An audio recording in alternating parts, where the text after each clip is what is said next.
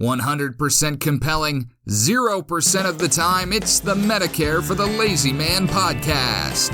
The grass is greener under this Medicare podcast. He knows it's 5 o'clock somewhere. Medicare expert Doug Jones.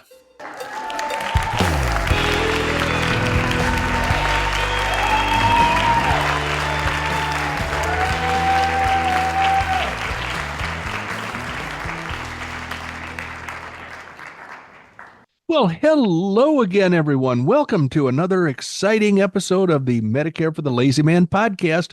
As my Canadian nephew, Drew McMillan, may have told you, I am Doug Jones, your Medicare expert for today and maybe for the rest of the week. We'll see how things go. It is wonderful to have you here with us. It is, I'm proud to announce the arrival in bookstores in your computer screens everywhere, the Medicare for the Lazy Man 2024. If you go to Amazon.com and soon if you go to BarnesandNoble.com, you're going to find Medicare for the Lazy Man 2024. For the time being, we can just talk about Amazon. We have the Kindle version of the book.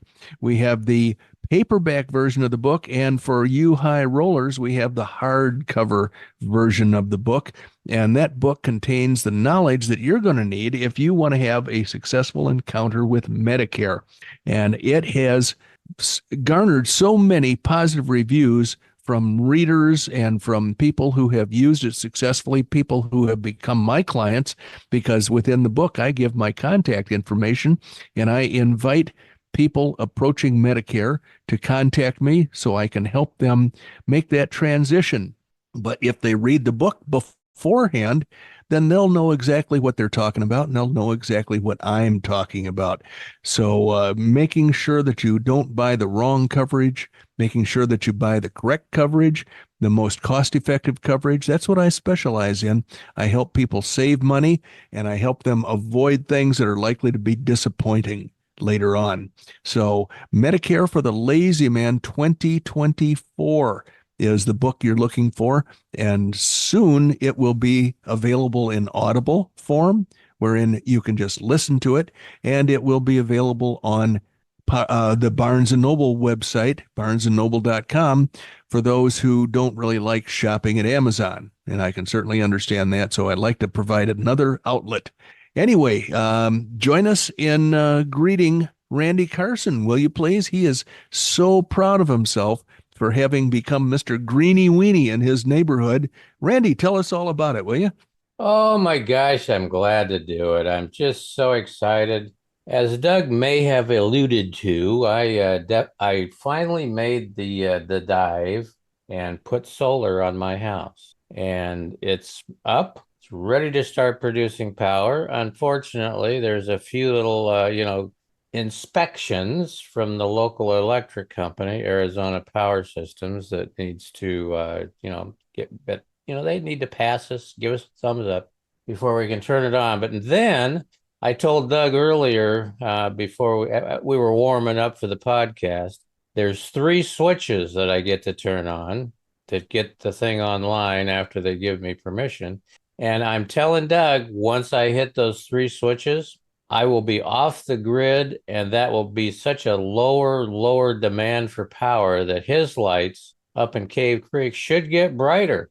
I'm glad to hear that, because frankly, it's either my vision that's failing me or something's going on, because I spend half of my day squinting at my computer screen searching for the cursor, the little arrow that I have to put it on stuff before I click. I don't use a mouse. I use a touchpad on my laptop, but the result should be the same. That cursor should always be visible, and I should always be able to figure out where it is. But I'm having one heck of a time determining where it is when I start feeling around on that touchpad. I wind up getting more angry and moving my fingers rapidly. And so I'm hoping that you're not sucking power out of the grid from now on will help probably your mouse cursor will probably enlarge to a bigger size. Because I won't be taking power out of the grid. Now, but on the other hand, if you really you're having frustrating difficulty, identifying where your mouse cursor is. Uh-huh. You can turn on some other features that makes it more visible. Oh, really?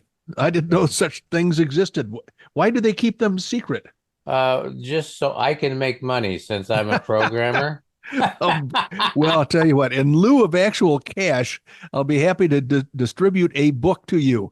Oh my God, I'm gonna get one. Oh, thank you, Doug. I've been Uh, so looking forward to this. well, there's always a price to pay, and that is the price you're going to have to pay, as you do every year, is to post a review, Yeah. a customer review on Amazon.com to talk about how fantastic it is that you have now understood everything you need to know about Medicare or Yeah, something of that. and also don't forget to tell the folks that I have to stand up on a 40-foot ladder and so I can lay it on the ground and get the angles and the sunshine just right. So it's really I love the book, but it's really there's more to it than just There's a reading cost it. and there's a cost There, involved. yeah, there's a little bit of a trade-off, but I'm happy to have one because I've got them right here on my desk. I've had every one since you started, and I throw them out, not throw them out. I show them to people, and I go, look, this is the Doug Jones that I told you about. That's the author and all this good stuff. Here's a book. No, you give me that back.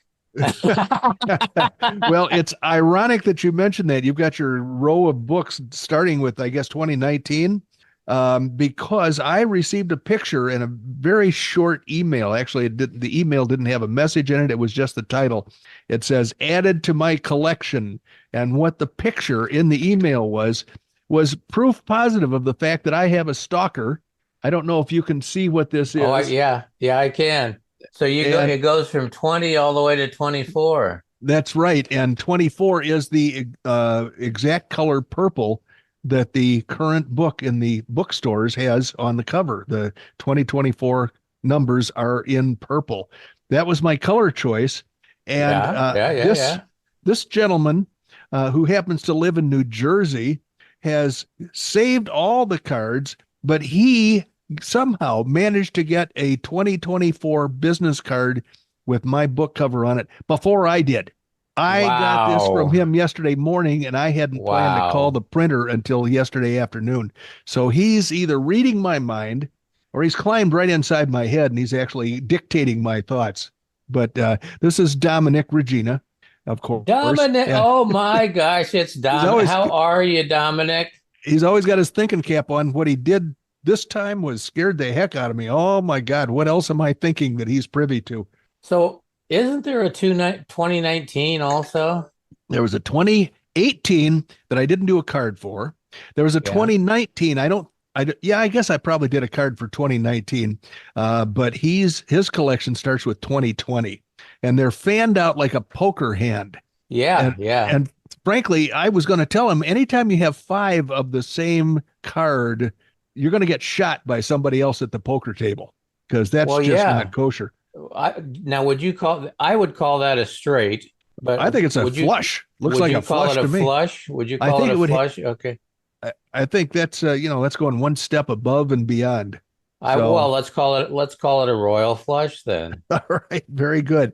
At some point, there's going to be. I hope I live long enough to have accomplished this same thing. It'll be more impressive. As the nominal producer, do you Yes, suppose sir. we ought to do something? Yes, and let's start with something that's not directly Medicare related, shall we? Let's start with something that's more health related. This is a dichotomy or a bone of contention that I've heard people talk about back and forth recently. And I'm not sure there is a definitive answer that we can sink our teeth into. But the question of the day is, should you take a daily aspirin for your heart? And this is from the Savvy Senior in Oklahoma City. It's a guy named Jim, oh boy, Nelson or something like that. I forget what his name is, Jim something. And he has a newspaper column that is syndicated in a bunch of newspapers. Not that anybody reads newspapers anymore, but he also takes questions from his adoring audience. And his adoring audience, a bunch of people who have very odd names. So the first question today comes from confused aspirin user. And the question is, I've been taking daily aspirin for almost 20 years now because I have a family history of heart disease. So far, this guy and I are tracking together. But I recently read that using aspirin is not recommended anymore. What can you tell me about this change in philosophy? And the savvy senior says, Dear confused, there is no doubt that taking a low-dose daily aspirin is beneficial to most people who have had heart attacks or strokes. But you don't have heart disease. Oh, but if you don't have heart disease, should you take it as a preventative measure? The answer for most people is probably not, according to new guidelines from the U.S. Preventive Services Task Force. Who knew there was such a thing? But another way to burn up tax money, I guess. This is a widely respected independent panel that develops recommendations on preventive health care. Here's what you should know. They have new guidelines. For years, aspirin has been a go-to pill for Americans to help ward off cardiovascular disease because of its blood-thinning capabilities. But like most medications, it can cause serious side effects. Aspirin irritates the stomach lining and can cause bleeding in the stomach, intestines, and brain, which can be life-threatening. And the risk of bleeding increases with age. About 1/3 of Americans age 40 or older and more than 45% of people age 70 who don't have cardiovascular disease already take a daily aspirin to help prevent cardiovascular disease because it's been recommended for decades by many different health experts. But in the past few years, showing that for many people without diagnosed heart disease, the risk of bleeding may outweigh the benefits of taking a daily aspirin. The next question is, who should take it? There are two categories of people who can still benefit from using aspirin. People with established cardiovascular disease, especially those who have already had a heart attack or a stroke. There's strong evidence that taking daily low-dose aspirin significantly reduces the risk of a second cardiovascular event. And adults aged 40 to 59 with a 10% or higher risk for cardiovascular disease over the next decade. They may see a small benefit to daily aspirin, but it should be an individual decision and discussed with your doctor. Of course, let's discuss everything with our doctor. Who should skip it? People who are 60 and older without established cardiovascular disease who do not currently take a daily aspirin to prevent heart attacks and disease should not start now. So, okay, if you're not taking it by your age 60 and you don't have heart disease, don't start taking the daily aspirin, it says, according to this article. Because it's the savvy senior doesn't mean he knows what the heck he's talking about. Let's see, if they already take a daily aspirin, they should ask a doctor about how to proceed if they want to quit, because there may be a serious risk associated with suddenly stopping. How to use it safely. The best approach is to talk to your doctor about the potential risks and benefits of aspirin specifically for you, because the risk of bleeding rises with dosage. If aspirin is recommended, take the lowest possible amount, which for most people is 81 milligrams. That's a baby aspirin. If you experience any stomach pain, talk to your doctor. You should also know that in 2016, that government agency about preventive medicine that I mentioned earlier suggested that daily aspirin use could also help lower the risk of colorectal cancer along with cardiovascular disease. But the group now says there's not enough evidence to support that claim. So they give with one hand and they take with the other. All righty. Ooh, boy, here's something I can get Randy involved in this, I believe. This is retirees, how to save on healthcare costs that Medicare doesn't cover. And according to the content curator, this paragraph is germane to the subject matter. Being aware of the limitations of Medicare is important for retirees. So you're not caught off guard by a huge bill that you aren't prepared to pay. What healthcare costs does Medicare not cover? And so I'm going to ask Randy about several categories of health costs, health procedures, and I want to know whether Medicare pays any of the freight for some of these things or not. Let's start with long-term care or custodial care. Does Medicare pay for that? Nope. Nope. Right. That is correct. The majority of dental care. Nope. Nope. This is another correct answer. Dentures. Nope. I'm starting to see a pattern here. I'm inclined. I'm going to go down to the bottom. Here's the last item on the list. Will Medicare pay for covered items or services from an opt-out doctor or other provider? Oh, now you're getting complicated. Oh, an opt-out doctor, they will not pay for any services from an opt-out doctor. That is correct. Nope. You have opted out. You need to hit the road, Jack, because we're not going to pay for you. Well, our buddy Steve down in Texas seems to be surrounded by doctors who have opted out. I mean, when he became my client, he had difficulty dealing with the fact that his doctors do not take Medicare. 2 or 3 of them, I guess. So you're right. I think there are a couple of nopes remaining for the items that I skipped over, but I think the contest coordinator, the lady who colors everything yellow in my articles here, got enthusiastic about the fact that we could have a quiz. She didn't think about the fact that the answer is nope to every one of the items on this list. She didn't think about it. No, she sure didn't. So how to save on healthcare expenses for things that Medicare doesn't cover. Here are some options for covering those healthcare costs that Medicare doesn't cover. Medigap or Medicare Advantage plans. Oh, boo hiss on Medicare Advantage. What are you talking about there, Doug? Well, let me get some of the detail out here and let's see if it. Are they talking about Medicrap? Well, they said Medigap first, which is okay. That's the good stuff. Medicrap would be the bad stuff. That would be the advantage part. That's or correct. Disadvantage part. That is absolutely correct. Oh, you know what we should do before I tear into this list? I'm going to try something new here. Let's break for a commercial, Randy. Well, I was disturbed by an advertisement we had that was in Spanish. Now, we live in America. Our audience is a bunch of Americans, and we speak American here.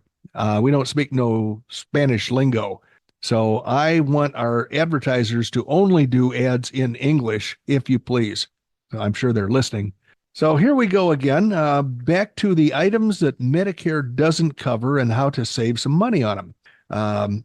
Reducing expenditures for long-term care, dental work, eye exams, often covered by additional health insurance programs like Medigap or Medicare Advantage plans, which typically expand coverage beyond what Medicare alone offers, can be designed into your retirement plan. Okay, that made very little sense. Health savings accounts. Do this before you retire. Invest in a health savings account, funds that you can use for qualified medical expenses and are tax exempt. You can massage therapy is one item that they'll cover that Medicare won't cover. Dentures, even regular physicals. Understand the specifics, and these accounts can be a key way to keep healthcare costs in check upon retirement. Local community healthcare options. On top of that, use local community preventive care. There are plenty of organizations that offer reduced price, if not free, services such as eye exams and dental care. If you learn about local events such as health fairs and health screenings in the community, you might be able to catch any health issues before they become expensive treatments. Long-term care insurance. Long-term care insurance is intended to cover services like nursing home care, assisted living, and home health care. I believe that buying this insurance can be a proactive step to prepare for future long-term care needs. It provides financial support for services that are not typically covered by Medicare. Standalone dental and vision insurance. As per my observation, standalone dental and vision insurance plans can be purchased to cover routine checkups, dental procedures, and eyewear expenses. Some Medicare Advantage plans also include dental and vision coverage, offering retirees more options to address these specific healthcare needs. A cautionary note, though, from me, Dougie, you should be very careful. If you're a Medicare Advantage rat and you did it because of the dental insurance, make sure that it is actually dental insurance and not one of those stupid discount plans.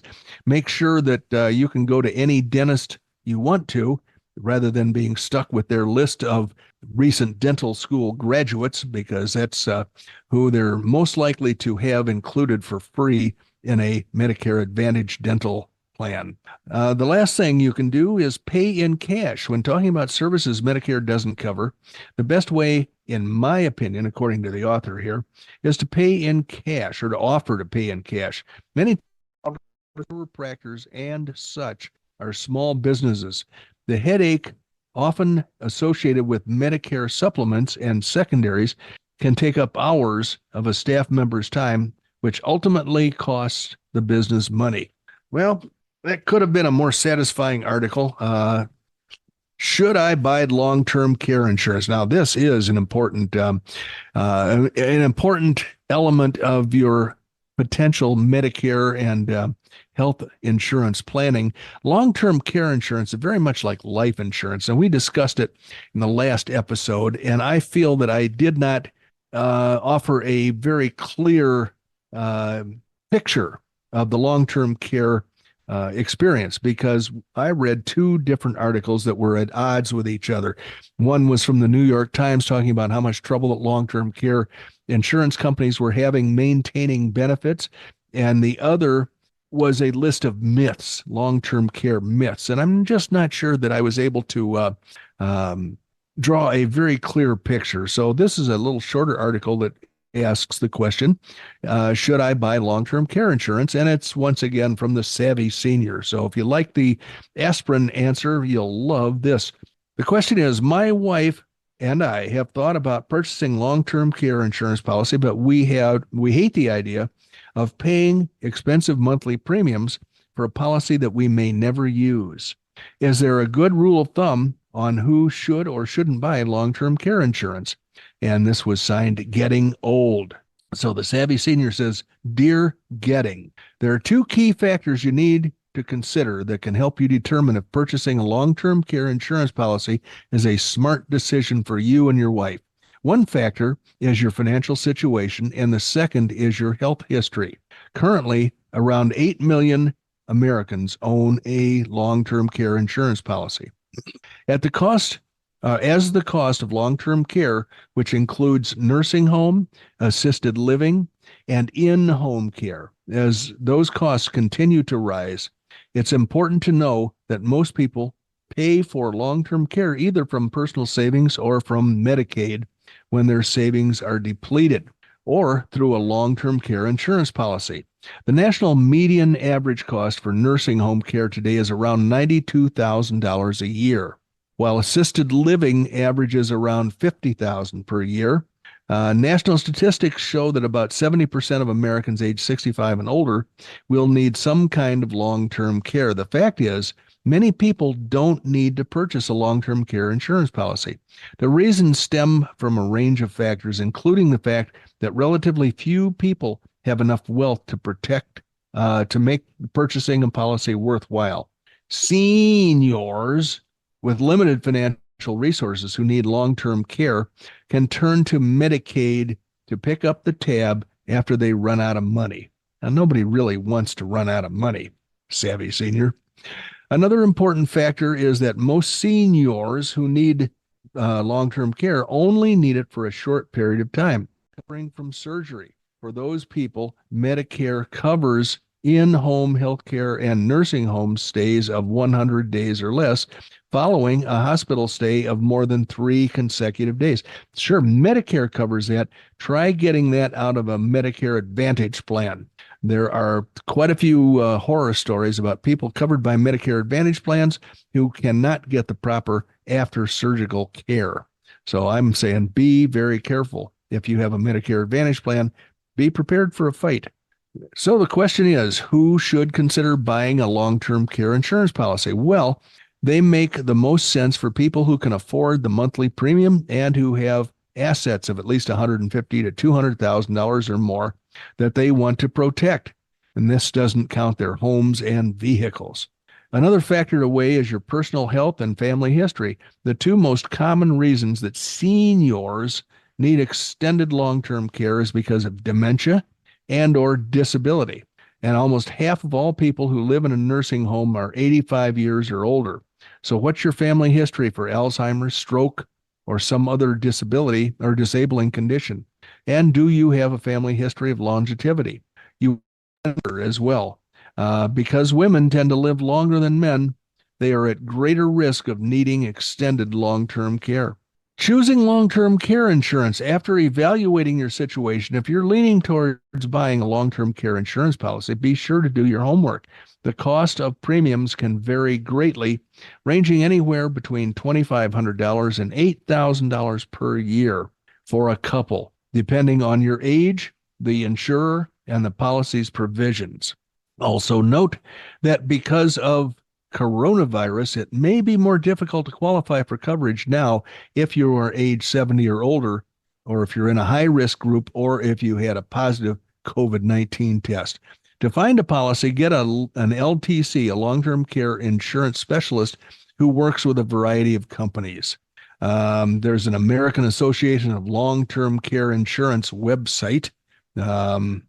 Also, you can shop insurers like Northwestern Mutual, New York Life, Genworth. John Hancock used to have long-term care. They started the long-term care industry. They were one of the first, but now they only have life insurance with a long-term care rider, which isn't necessarily a bad deal. This article goes on to say another option you may want to consider is a hybrid policy that combines long-term care coverage with life insurance. These policies promise that if you don't end up needing long-term care, your beneficiaries will receive a death benefit. So therefore, there are options for people who don't want to pay for the policy and then not ever need the benefits. So we move on to another category here, and I'm not even going to quiz Randy on this because the answer is going to be the same for every one of these items. And we're close to running out of time. 8 myths about hospice care. So let's slide through this quickly, shall we? Hospice myth number 1, patients cannot live past 6 months. That means when Medicare deems you to have entered the hospice phase of your life, it lasts for 6 months, and then they throw you right out of there. But that's not true. That's a myth. What happens is Medicare extends your hospice status as long as you need to be in that category of patient. And you get special stuff when you're in hospice. When Medicare considers you to be a hospice patient, there are bennies and perks that go along with that. Hospice myth number 2, hospice care is only for people with cancer. And that's not true. Only about half of all hospice patients have a primary diagnosis of cancer. The other half has one of a number of different terminal illnesses. Hospice myth number 3, hospice is a physical place. Well, this is mostly a myth. Care can happen at home, in a nursing facility, in an assisted living, or in an inpatient hospice facility. Although there are some physical hospice facilities, care is more often than not provided where the patient actually lives. Hospice myth number 4, care is only for the patient. Well, the answer to that is, while comfort care for the patient is a huge focus within hospice, that's not all it does. Did you know that spiritual, emotional, and grief support are also available for family members? Hospice aims to provide a higher quality of life for everybody involved. Hospice myth number 5, once you're in, you can't change your mind. It's like a roach motel. You go into hospice, you can't go out. Well, in reality, hospice care is about comfort over cure. However, if a patient and their family decide to leave hospice and pursue curative treatment elsewhere, they're allowed to do that. Also, if a patient's prognosis happens to change while receiving hospice, they may discontinue those services as well. Hospice myth number 6, palliative care is the same as hospice care. Well, I think the answer to this is no, it's not. Palliative care is any type of medical or holistic care that provides symptom relief. It may not be received as part of hospice, but the two are not the same thing. Or it may be received as part of hospice, but the two are not the same thing. A person does not have to be terminally ill to use palliative care. Hospice myth number 7, hospice is only for senior citizens. Although the majority of patients are over the age of 65, around 20% are younger. Hospice care is for anyone who needs end-of-life care. And finally, hospice myth number 8. It is expensive.